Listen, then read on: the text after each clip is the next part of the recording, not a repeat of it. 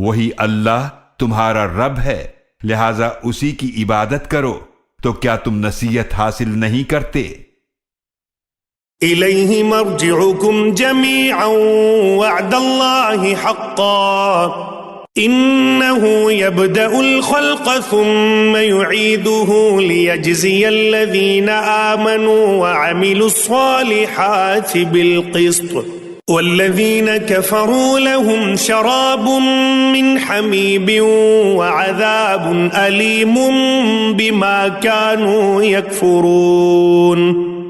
تم سب کو اسی کی طرف واپس جانا ہے، اللہ کا وعدہ سچا ہے، بے شک وہی مخلوق کو پہلی بار پیدا فرماتا ہے، پھر وہی اسے لوٹائے گا، تاکہ جو لوگ ایمان لائیں اور نیک اعمال بجا لائیں انہیں انصاف کے ساتھ جزا دے، اور جن لوگوں نے کفر کیا ان کے لیے کھولتا ہوا